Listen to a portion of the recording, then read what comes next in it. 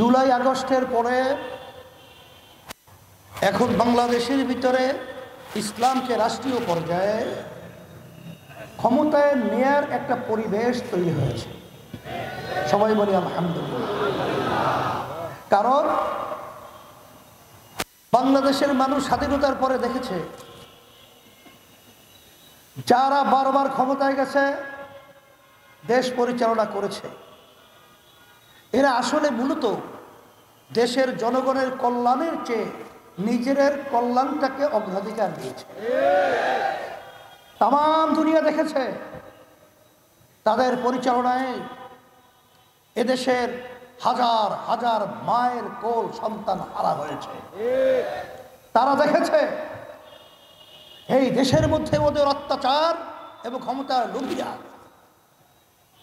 আমাদের ভবিষ্যৎ প্রজন্ম মেধাবী মেধাবী ছেলেগুলোকে, হাফেজদেরকে, আলেমদেরকে, সাধারণ ভাইদেরকে ওরা গুলি করে অত্যাচার করে তাদের 500-র উপরে আমার বাংলাদেশের সন্তানগুলো চোখ হারা হয়ে গেছে। আজকে তারা আলোর চোখ দেখছে না। আজকে হাজার হাজার পঙ্গু হয়ে তাদের জীবন বিসর্জন হয়েছে, বিপন্ন হয়েছে।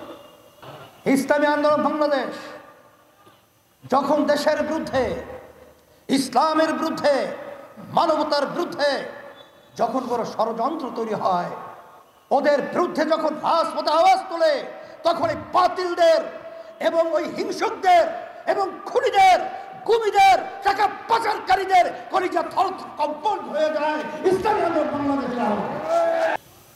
আজকে আপনারা দেখেছেন যে যারা নাকি বারবার ক্ষমতায় গিয়েছিল, আবার তারা ক্ষমতায় যাওয়ার জন্য পাগল হয়ে গেছে। ইসলাম এবং মানব রচিত কুফরি তন্ত্রের ভিতরে যে পার্থক্যটা কি দেখেন। 5ই আগস্ট, জুলাইয়ের কিছুদিন, তখনও সেই মায়ের শব্দ আমাদের কানে ভাসছে। মা বলতেছিল কয়েকদিন পর্যন্ত আমার সন্তান আমাকে মা বলে ডাকছে না। সেই মুখদের পানি পানি শব্দ আমাদের কানের ভিতরে এখনো ভাসছে। সেই আমাদের রংপুরে আবু সাইদ 2 হাত প্রসারিত করে দিয়ে যখন বুকের ভিতরে বুলেট বিদ্ধ হয়েছিল, সে এখনো আমাদের চোখে সেই দৃশ্য ভাসছে।